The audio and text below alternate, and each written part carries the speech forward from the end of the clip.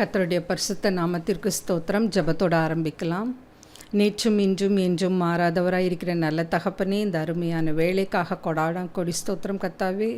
கத்தாவே நாங்கள் பெண்கள் மிஷினரிகளை பற்றி பார்த்து கொண்டிருக்கிறோம் ஆண்டவரே. ஏசப்பா, அதை பற்றி நாங்கள் தியானிக்கும் பொழுது பரிசுத்த ஆவியானவர் தாமே எங்களோடு இருந்து அதிலுள்ள நல்ல கருத்துக்களை நாங்கள் எடுத்து அதை பின்பற்ற கிருபை தாரும் ஆண்டவரே. அனைத்தையும் உடைய பாதப்படியில் வைக்கிறேன். இயேசுவின் மூலம் ஜெபம் கேளும் பிதாவே, ஆமேன்.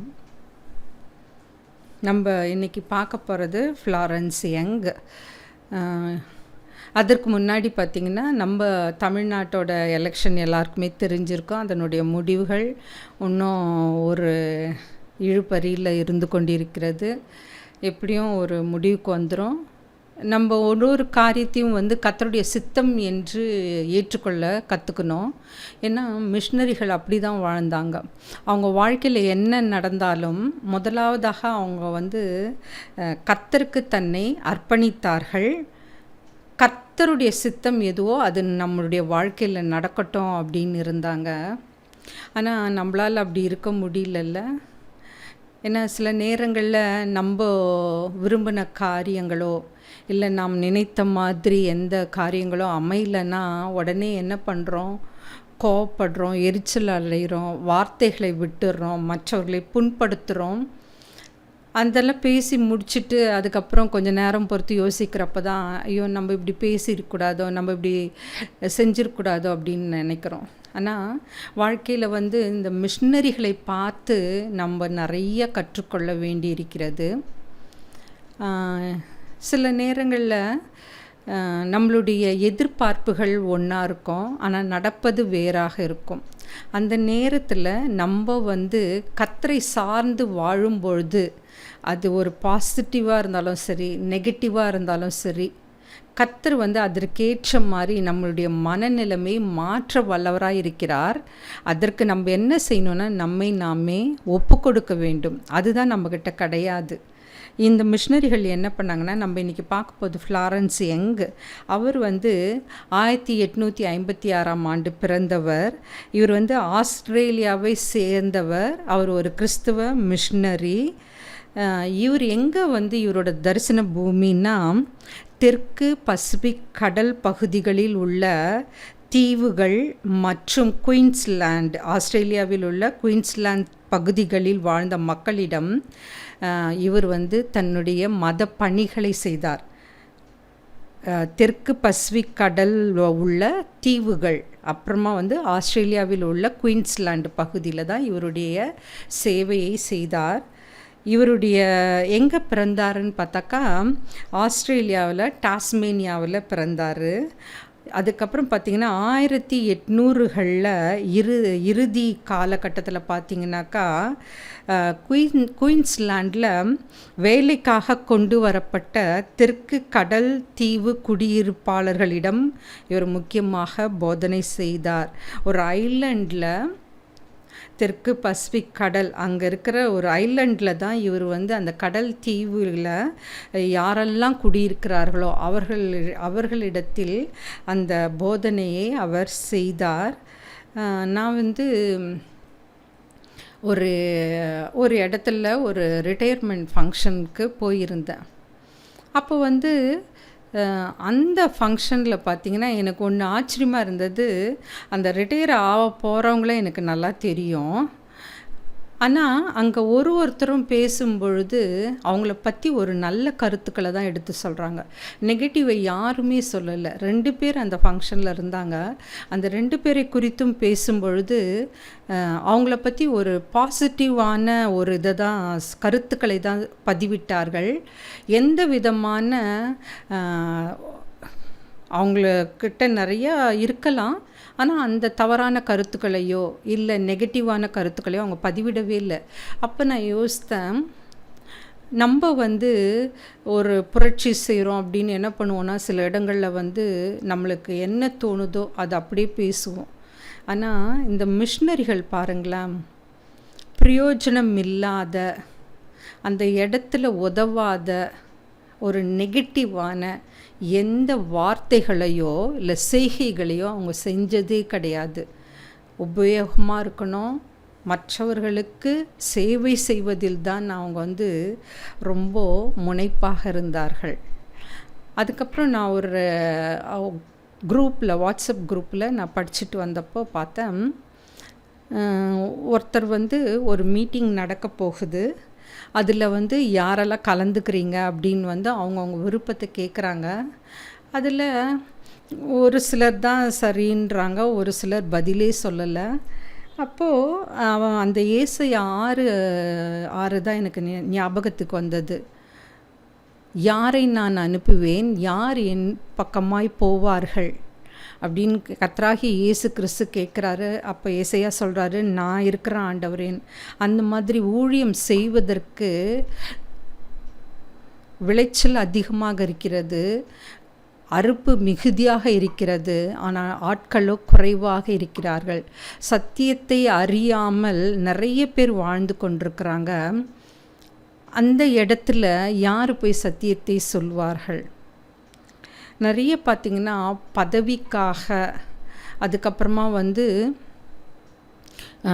ஒரு பொசிஷனுக்காக, ஒரு ஸ்டேட்டஸுக்காக கட்சி மாறுவாங்க. அப்படின்னா பாலிட்டிக்ஸில் மட்டும் கிடையாது, மற்ற காரியங்கள்லாம் கூட பாருங்களேன். ஒரு சங்கமாக இருக்கட்டும், இல்லை ஒரு கூட்டமாக இருக்கட்டும், ஒரு மீட்டிங்காக இருக்கட்டும், இல்லை ஒரு கமிட்டியாக இருக்கட்டும், நான் எப்பவுமே சொல்கின்ற ஒரு காரியம் என்னென்னாக்கா, வெற்றியோ தோல்வியோ நம்ம எந்த குழுவில் இருக்கிறோமோ அதில் தான் நிரந்தரமாக நாம் செயல்பட வேண்டும். ஒரு பதவிக்காகவோ இல்லை போஸ்ட்டுக்காகவோ இல்லை வந்து மற்றவங்க என்ன சொல்லுவாங்களோ இல்லை யாரை மனுஷரை திருப்திப்படுத்தவோ நம்ம வந்து இங்கேருந்து அங்கேருந்து இங்கே அப்படி தாவவே கூடாது. ஏன்னா அப்போ நம்மளுக்கு ஒரு ஸ்டெடி மைண்டே இல்லாமல் போயிடும். ஏன்னா மெச்சூரிட்டின்றது அதில் தான் நம்ம காமிக்கணும். வயது முதிர்ச்சி வந்து மெச்சூரிட்டி கிடையாது. நம்மளுடைய எண்ணங்கள், சிந்தனைகள் நம்ம எவ்வாறு செயல்படுத்துகிறோம் அதுதான் ரொம்ப முக்கியம். அதுக்கப்புறம் பார்த்திங்கனாக்கா, இவர் என்ன பண்ணாருன்னு பார்த்திங்கன்னா, இவரோட மிஷன் அமைப்பு பற்றி எடுத்துக்கிட்டோன்னாக்கா, குயின்ஸ்லாண்டில் கனாக்கா மிஷன் என்ற அமைப்பை தொடங்கினார். அதற்கப்புறம் சவுத் சி இவாஞ்சலிக்கல் மிஷன் என்று அது அழைக்கப்பட்டது. அதுக்கப்புறம் சாலமன் தீவுகளில் அந்த பகுதியில் பள்ளிகள் மற்றும் தேவாலயங்களை இவர் நிறுவ உதவினார். நாங்கள் வந்து ஒரு வருடம் வந்து மலைப்பகுதிக்கு அருகாமையில் உள்ள ஒரு மலைப்பகுதிக்கு ஒரு விசிட் மாதிரி போயிருந்தோம். அங்கே பார்த்தா மிஷனரிகள் இருக்கிறாங்க. அவங்க ஒரு ஹஸ்பண்ட் ஒய்ஃபு, அவங்களுடைய பிள்ளைகள் படிப்பிற்காக வெளியிடங்களுக்கு சென்று விட்டார்கள். அங்கே பார்த்தா சுற்றிலும் ஒரு காட்டு பகுதி, இவங்க நடுவில் இருக்கிறாங்க. அங்கு தங்கி இருந்து மிஷனரி பணிகளை செய்து கொண்டு வருகிறார்கள். நாங்கள் வந்து ஒரு 2 நாள் அங்கே போய் இருந்து அதை பற்றி அறிந்து கொண்டு மற்றவர்களுக்கு எடுத்து சொல்லலாம் ஆரம்பித்தோம். அப்போ பார்த்தா அவங்க படிப்பு, அவங்களுக்கு என்ன செலவு, அதெல்லாம் நாங்கள் அவங்கக்கிட்ட விசாரித்த பொழுது அவங்க சொன்னாங்க, கர்த்தருக்காக நாங்கள் ஊழியம் செய்ய வந்துட்டோம். எங்களுடைய பிள்ளைகளோட படிப்பு, திருமணம், மற்ற எல்லா காரியங்களையும் கர்த்தர் பார்த்து கொள்வார். அதுதான் ஒரு அர்ப்பணிப்பான வாழ்க்கை. நம்ம அப்படி இருக்கிறது இல்லைல்ல. எதுனாலும் எல்லாம் உடனே நடந்துடணும், உடனே வந்து ஒரு காரியம் சிறப்பாக அமைய வேண்டும், எதையுமே ஏற்றுக்கொள்கின்ற அந்த மனப்பான்மை நம்மக்கிட்ட இருக்கிறதில்ல. ஆனால் மிஷினரிகள், நீங்கள் மதர் தெரேசா கூட பார்த்திங்கன்னா, ஒருத்தர்கிட்ட போய் உதவி கேட்கும்பொழுது அவர் வந்து காரி துப்புறாரு. அப்போ அவங்க சொல்கிறாங்க, இது எனக்கு, ஆனால் அந்த குழந்தைகளுக்கு நீங்கள் என்ன செய்ய போகிறீங்க அப்படின்னு திருப்பி கை நீட்டுறாங்க. அந்த மாதிரி ஒரு மனப்பக்குவம், மற்றவர்களுக்காக எவ்வளவு அவமானப்பட்டாலும் பரவாயில்லை என்று ஒரு சேவை மனப்பான்மையோடு ஊழியம் செய்கிறவர்கள் ரொம்ப குறைவு. அந்த காலத்தில் இவங்கெல்லாம் நம்ம நாட்டுக்கு வரலைன்னா யோசித்து பாருங்கள் நம்மளோட நிலைமையை. அவரது பணிகளோட முக்கியத்துவம் எடுத்துட்டோம்னாக்கா, கல்வியை பரப்புவதில் அவர் முக்கிய பங்கு வகித்தார். நம்ம இப்போ தொடர்ந்து ஒரு 5 ஆண்டுகள் வந்து நம்ம தமிழ்நாட்டில் பார்த்தோம். அப்போ இருந்த முதல்வர் என்ன பண்ணார்னா, பள்ளி குழந்தைகளுக்கு கல்லூரியில் படிக்கும் மாணவ மாணவியருக்கு நிறைய திட்டங்களை கொண்டு வந்தார். ஆனால் அவங்க வந்து எந்த எதையும் எதிர்பார்க்காமல் அத்தனை திட்டங்களை கொண்டு வந்து மாணவர்கள் படிக்கணும். அதுவும் போன வருஷம்லாம் பார்த்திங்கனாக்கா பெற்றோர்கள் இல்லாத குழந்தைகளை கண்டுபிடித்து அவங்கள எப்படியாவது பள்ளியில் சேர்த்துடணும், கல்லூரிகளில் மேல் படிப்புக்காக கல்லூரிகளில் சேர்க்க வேண்டும் என்று ஒரு குழு அமைக்கப்பட்டு, அது வந்து தனித்தனியாக பேரண்ட்லெஸ் சில்ட்ரன் சொன்னாங்க. அவங்கள சேர்ப்பதில் அப்படி ஒரு முயற்சி எடுத்துக்கிட்டாங்க. அதெல்லாம் பார்க்குறப்ப எனக்கு ரொம்ப ஆச்சரியமாக இருந்தது. அதே போல் தான் இந்த மிஷினரிகளும் கல்வி எப்படியாவது ஜனங்கள் கற்க வேண்டும் என்பதில் மிகவும் மிஷினரிகள் வாஞ்சியாக இருந்தார்கள். குறிப்பாக பெண்கள், சிறுவர்கள். எப்பவுமே எந்த நாட்டில் கல்விக்கு முக்கியத்துவம் தரப்படுகிறதோ அந்த நாட்டில் வந்து எல்லாமே சிறந்திருக்கும். எந்த நாட்டில் கல்விக்கு முக்கியத்துவம் தராமல் மற்ற காரியங்களுக்கு தருகின்றார்களோ அப்போ நம்மை ஆட்சி செய்கிறவங்களுடைய அந்த கருத்துக்கள் வந்து அந்த அளவுக்கு ஒரு பக்குவம் நிறைந்ததாக, ஒரு முதிர்ச்சி நிறைந்ததாக இருக்காது. ஏன்னா திடீர்னு ஒரு முடிவெடுப்பாங்க, அதுக்கப்புறமா அதை மாற்றுவாங்க, அதுக்கப்புறமா வேறு ஒன்று செயல்படுத்துவாங்க. அதனால் பாதிக்கப்படுவது மக்கள் தான். அவங்க நல்லா வாழ்ந்துட்டு போயிடுவாங்க. அதை வந்து சிந்தித்து அவங்க செயல்படணும். அதுக்கப்புறமா இவங்க என்ன பண்ணாங்கன்னா, கிறிஸ்துவ மதத்தை பரப்பும் பணியில் முக்கிய பங்கு வகித்தார். ஏன்னா நம்மளுடைய கடமை, கிரேட் கமிஷன் அதுதானே சொல்லுது, நீங்கள் உலகமெங்கும் போய் சுவிசேஷத்தை பிரசங்கிங்க, சீஷராக்குங்க, ஞானஸ்தானம் கொடுங்க, அவங்கள கொண்டாந்து சபையில் சேருங்கள். மத்தேயு 28, 18, 19, 20 இதை தான் கூறுகிறது. ஸோ அதை அவர் செய்தார். அதுக்கப்புறம் பார்த்திங்கன்னா மெலனேஷியா பகுதிகளில் கிறிஸ்துவம் வளர்வதற்கு ஒரு முக்கிய காரணமாக இருந்தவர் இவர்தான். அவரது பணிகள் காலனித்துவ சூழலுடன் தொடர்புடையதாக இருந்ததால் இன்றைய காலத்தில் சில விமர்சனங்களும் அவருடைய பணியை பற்றி உள்ளது. கொலோனியல் மிஷன் சொல்லுவாங்க. அதனால் சில விமர்சனங்கள் எழும்பின. ஆனால் நம்ம வந்து எந்த காரியத்தை சேர்ந்தாலும் விமர்சனங்களும் இருக்கும், குறைபாடுகளும் இருக்கும். குறை சொல்கிறவங்க குறை சொல்லிக்கிட்டே தான் இருப்பாங்க. அவங்களெல்லாம் நம்மளால் திருத்தவே முடியாது. இப்போது ஒரு இடத்துல ஒரு ஃபங்க்ஷன் நடக்குதுன்னாக்கா நம்ம வந்து ஒரு பிளான் வச்சுருப்போம். அப்போது எனக்கு தெரிஞ்ச ஒரு வீட்டில் செஞ்சாங்க. அப்போ அவங்க என்ன நினச்சாங்கன்னா, முதல்ல வந்து நம்ம இப்படி தான் சர்வ் பண்ணணும், இப்படி தான் சாப்பாடு கொடுக்கணும், ஏன்னா கடைசியில் வரைக்கும் எல்லாரும் திருப்தியாக சாப்பிடணும் அப்படின்னு சொன்னாங்க. அதுக்கப்புறம் பார்த்திங்கன்னா அந்த வருடம் முடிந்து அதுக்கப்புறம் வேறு ஒரு ஃபங்க்ஷன் பண்ணுறப்போ, ஏன்னா அதில் வந்து ஒரு சில குறை சொன்னார்கள். பிரியாணியில் வந்து பீஸே இல்லை, ஏன்னா நம்ம ஆளுங்க வந்து கறி இல்லைனாலே சாப்பிட மாட்டாங்க. சரின்ட்டு இன்னொரு ஃபங்க்ஷன் வைக்கிறப்ப என்ன முடிவு பண்ணாங்கன்னா, சரி இப்போ வந்து முதல்ல வந்து எல்லாருக்கும் தாராளமாக போட்டுட்டோம், அப்புறம் செகண்ட் சர்விங் கேட்டால் வெறும் ரைஸ் மட்டும் போடட்டும் அப்படின்னு முடிவு பண்ணி செஞ்சேன். அப்பையும் இன்னும் வெறும் பீஸாக இருக்குது, ரைஸே இல்லை. ஸோ குறை கூறுகிறவர்கள் நீங்கள் என்ன செஞ்சாலும் உங்களையே அறுத்து கொடுத்தா கூட அதில் கூட குறை சொல்லுவாங்க. அதனால் நம்ம அந்த குறைகளை பற்றி நம்ம கவனிக்கவே கூடாது. நம்ம அடுத்து என்ன செய்ய போகிறோம், ஆக்கப்பூர்வமாக என்ன செய்யணும் அப்படின்னு யோசித்து நம்ம வாழ கற்றுக்கொள்ள வேண்டும். ஏன்னா சில நேரங்களில் நம்ம வந்து சோர்ந்து போகிறோம். அப்போ அந்த நேரத்தில் என்ன பண்ணுங்கன்னா, ஸ்தோத்திரம் ஆண்டவரே, 1000 ஸ்தோத்திரம் புத்தகமெல்லாம் இருக்குது, அதை எடுத்து வச்சு படிக்க ஆரம்பிங்க. உங்களை அறியாமல் மனதில் ஒரு சமாதானம் வரும். ஏன்னா நம்ம கடவுளிடத்திலிருந்து விலகி போயிட்டோன்னு வச்சுங்களேன், நம்மளுடைய வாழ்க்கை மிகவும் மோசமாக இருக்கும். ஏன்னா சாத்தான் வந்து எவனை விழுங்கலாமோ என்று கர்ஜித்து கொண்டிருக்கிறான். நம்ம இப்போ கடைசி காலத்தில் இருக்கிறோம், என்ன வேணாலும் நடக்கலாம். அதனால் நாம் ஜாக்கிரதை உள்ளவர்களாக நடக்க வேண்டும். அதுக்கப்புறம் பார்த்திங்கன்னா, ஃப்ளாரன்ஸ் எப்படி வாழ்ந்தாங்கன்னா, ஜப வாழ்க்கை இருந்தது, ஒரு அர்ப்பணிப்பு இருந்தது. மிஷினரிகளுக்கு மிகவும் தேவையான ஒரு பண்பு அர்ப்பணிப்பு. அவர் கல்வி மற்றும் மத பணிகளில் முக்கிய பங்களிப்பு செய்தார். அவரது பணியை வரலாற்று மற்றும் சமூக பின்னணியிலிருந்து புரிந்து கொள்வது மிகவும் அவசியம். அதுக்கப்புறமா அவருடைய மிஷன் எப்படி செயல்பட்டது, அவர் எங்கெல்லாம் போய் காரியங்களை செய்தார், என்னவெல்லாம் செய்தார்ன்றது ஏன்னா ஒரு ஐலண்டில் போய் வாழறது ரொம்ப கடினமான ஒன்று. ஒரு பசிபிக் கடலில் இருக்கிற தீவுகள், அங்கே போய் தான் அவரோட மிஷனரி பணியை தொடங்கினார். ஸோ அப்போ அவருடைய வாழ்க்கை எப்படி இருந்திருக்கும் யோசிச்சு பாருங்களேன். முற்றிலுமாக தன்னை அர்ப்பணித்திருப்பார்.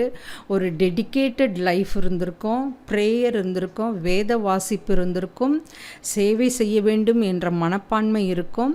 நம்ம இத்தனை வாரமாக ஒரு 53 மிஷனரியை பார்த்துருப்போம். அவங்க எல்லாருமே பாருங்களேன், கல்விக்காக தன்னை அர்ப்பணித்தார்கள். குறிப்பாக பெண்கள் கல்வி கற்க வேண்டும். ஏன்னா பெண்கள் கல்வி அறிவு இல்லைன்னா எல்லாரும் ஏமாற்றிட்டு போயிடுவாங்க. ஏன்னா நல்லா படித்து ஒரு நல்ல வேலையில் இருக்கிற பெண்களையே இந்த காலத்தில் அப்படியே ஈஸியாக ஏமாத்திடுறாங்க. ஒரு நயவஞ்சகமான பேச்சு, ஒரு நம்பக்கூடிய ஒரு ஆற்றல், அந்த மாதிரி. ஏன்னா லேடிஸ்க்கு சாதாரணமாகவே ஒரு சாஃப்ட் ஹார்ட் இருக்கும், ஒரு இளகிய மனது இருக்கும், எதை சொன்னாலும் நம்பிடுவோம். ஆனால் அதுலேயும் நாம் ஞானமாய் நடந்து கொள்ள கர்த்தர் தான் நம்மளுக்கு உதவி செய்யணும். பரிசுத்த ஆவியினுடைய உதவி இருந்தால் தான் நம்மளால் ஞானமாக காரியங்களை திறம்பட செய்ய முடியும். ஸோ இன்றைக்கி நம்ம பார்த்தது ஃப்ளாரன்ஸ் யங். அவர் கல்விக்காகவும் மற்றும் கிறிஸ்துவ மதத்தை, அந்த செய்தியை, நற்செய்தி பரப்புவதிலும் பெரும் பங்காற்றினார். அதுக்கப்புறமா அந்த கிறிஸ்துவத்தின் வளர்ச்சிக்காக அந்த ஐலாண்டில் முக்கிய பங்கு வகித்தார். அதுக்கப்புறமா இவர் வரலாற்று மற்றும் சமூக பின்னணியில் அவர்களோடு சேர்ந்து பணிபுரிந்தார். ஏன்னா நீங்கள் பாருங்கள், ஒரு இடத்துல நாம் மிஷனரி பணிகளை செய்யும் பொழுது அவங்கள பற்றி நாம் தெரிந்திருக்க வேண்டும், அந்த சூழலை பற்றி தெரிந்திருக்க வேண்டும். ஏன்னா இந்த காலத்தில் பார்த்திங்கன்னா, எனக்கு இந்த அரசியலில் பார்த்திங்கன்னா, இந்த எலெக்ஷன் ரிசல்ட் வந்தப்போ சில காரியங்கள் என்னை மிகவும் யோசிக்க வைத்தது. ஏன்னா நிறைய இடத்துல இந்த வாலிப பிள்ளைகள் அந்த நிற்கிறவங்க யாருன்னே தெரியாமல் தங்களுடைய ஓட்டை அளித்திருக்காங்க. ஏன்னா ஓட்டு போடுறது நம்மளோட உரிமை. ஆனால் நம்ம யாரை தேர்ந்தெடுக்கிறோம், அவர்களுக்கு அரசியல் முதிர்ச்சி இருக்கிறதா, அரசியலை பற்றி அறிவு இருக்கிறதா, அனுபவம் இருக்கிறதா, இதெல்லாம் பார்த்து அவங்க நல்லது செய்வாங்களா செய்ய மாட்டாங்களா, அதெல்லாம் பார்த்து அவங்களுக்கு நல்ல ஒரு செயல்திறன் இருக்குதா, இதையெல்லாம் பார்த்து தான் நம்ம செய்யணும். ஏதோ ஒரு கட்சிக்காகவோ இல்லை ஒரு தனி மனிதனுக்காகவோ நம்ம நம் நேரத்தை செலவிடவே கூடாது. ஏன்னா நிறைய நேரங்களில் நாம் மனிதனை திருப்திப்படுத்த ஆரம்பிச்சிடுறோம், கடவுளை விட்டுடுறோம். கர்த்தராகிய இயேசு கிறிஸ்து நமக்காக பாடுபட்டார், நம்மளை அளவுக்கு அதிகமாக அன்பு கூர்ந்தார். மனிதன் கூட நம்மளை அப்படி அன்பு கூர்ந்ததில்லை. ஆனால் கர்த்தராகிய இயேசு கிறிஸ்து நம்ம மேலே அவ்வளவு பிரியமாக இருந்தார், அன்பு கூர்ந்தார். நமக்காக, நாம் செய்த பாவங்களுக்காக தன் உயிரையே கொடுத்தார். அந்த மாதிரி நமக்காக வாழ்ந்த இயேசு கிறிஸ்துவிற்கு நாம் என்ன செய்ய போகிறோம்? ஒரு நற்செய்தி பணியை செய்யலாம். இப்போல்லாம் சம்மர் வெக்கேஷன்னு நிறைய பேர் நல்லா டீச் பண்ணுவீங்க. எத்தனை பேர் உங்களை இந்த வெக்கேஷன் பைபிள் கிளாஸில் சிறுவர்கள் மத்தியில் ஊழியம் செய்ய உங்களை அர்ப்பணித்திருக்கிறீர்கள்? அது தெரியாது. அதுவும் ஒரு வகை ஊழியம்தான். சிறு பிள்ளைகள் மத்தியத்தில் சத்தியத்தை சொல்லுவதும் ஒரு வகை ஊழியம். அந்த இடத்துல பார்த்திங்கனாக்கா பாட்டு, நாடகம், குறுநாடகம், நல்ல செய்தி, இதெல்லாம் கற்றுத்தருவாங்க. ஸோ அதில் கூட நம்ம பங்கு பெறலாம். ஸோ நாம் வாழ்கின்ற இந்த குறுகிய காலத்தில் கர்த்தருக்காக நாம் என்ன செய்ய போகிறோம், நாம் எப்படி வாழ்ந்து கொண்டிருக்கிறோம், கர்த்தருக்கு பிரியமான காரியங்களை செய்து கொண்டிருக்கிறோமா என்பது ஆராய்ந்து பார்த்து நம்மளை நாமே இப்போ அர்ப்பணிப்போம். ஜெபத்தோடு முடிக்கலாம். ஸ்தோத்திரம் கர்த்தாவே, கர்த்தாவே, நீர் ராஜாக்களை தள்ளி ராஜாக்களை ஏற்படுத்துகின்றீர் ஆண்டவரே. உமக்கு பிரியமில்லாத மனுஷர்களை நீர் தேர்ந்தெடுப்பதில்லை ஆண்டவரே. ஆனாலும் இது கடைசி காலம் ஆண்டவரே, உம்முடைய வருகை சமீபமாக இருக்கிறது என்பதை நாங்கள் அறிவோம் ஆண்டவரே. அதனால் அந்த கிறிஸ்துவின் ஆட்சி வரும். நாங்கள் எங்களை தயார்படுத்தி கொள்ள வேண்டும். துன்பப்படுகின்ற நாட்களிலே, உபத்திரவத்தின் காலத்திலே கர்த்தராகிய இயேசு கிறிஸ்துவை ஏற்றுக்கொண்டு அவரை பற்றி சொல்ல நாம் தைரியமாக அவருக்கு சாட்சியாக நாம் வாழப்போகின்றோமா, இல்லை மறுதலித்து அந்தி கிறிஸ்துவின் ஆட்சியில் பங்கேற்கப் போகின்றோமா? நம்மளை நாமளே ஆராய்ந்து பார்க்கலாம்.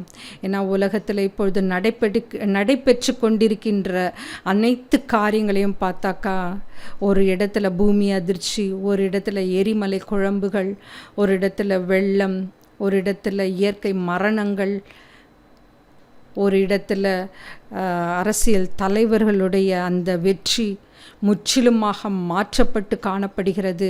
இதையெல்லாம் எதை குறிக்கிறது என்றால், கர்த்தருடைய வருகை சமீபமாய் இருக்கிறது என்பதை நாம் தெரிந்து கொள்ள வேண்டும். நாம் நம்முடைய கடமையை செய்ய தயங்கவே கூடாது. சத்தியத்தை சொல்ல தயங்கக்கூடாது. சத்தியத்தை ஒவ்வொரு இடத்திலும் சொல்ல நாம் இனிமேலாவது நாம் முயற்சி செய்வோம்.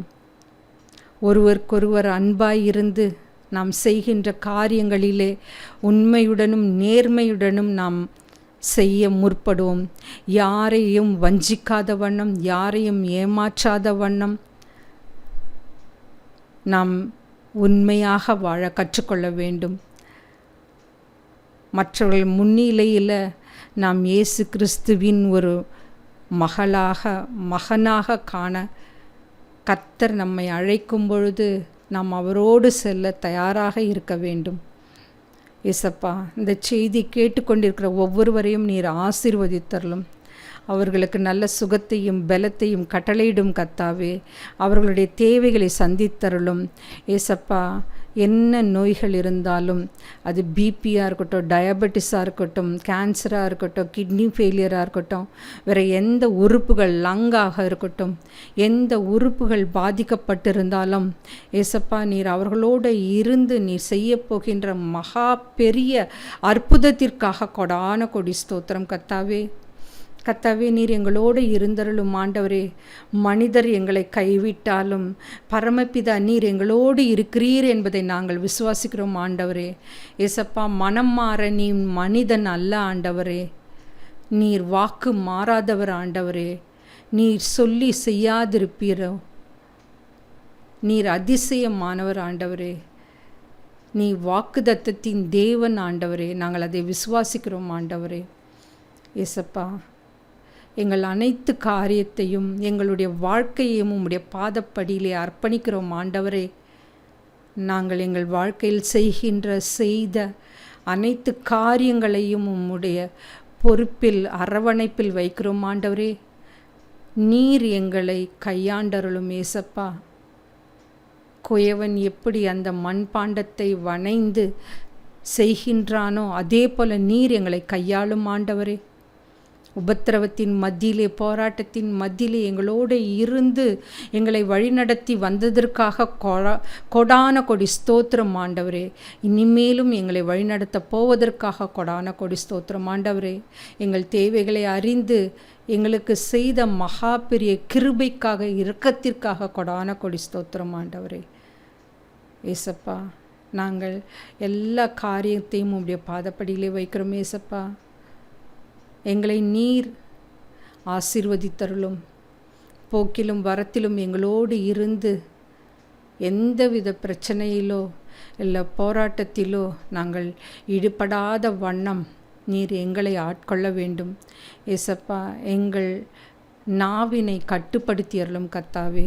தேவையில்லாத காரியங்களை பேசவோ தேவையில்லாத காரியத்தில் ஈடுபடவோ கூடாது ஆண்டவரே. கிறிஸ்துவானவர் தாமே எங்களோடு இருந்து அனைத்து காரியங்களையும் பொறுப்பெடுத்து கொண்டு எங்களை உமக்கு உகந்த பிள்ளையாக மாற்றுவதற்காக கொடான கொடி ஸ்தோத்திரம் ஆண்டவரே. அனைத்தையும் உம்முடைய பாதப்படியிலே வைக்கிறேன். இயேசுவின் மூலம் ஜெபம் கேளும் பிதாவே, ஆமென்.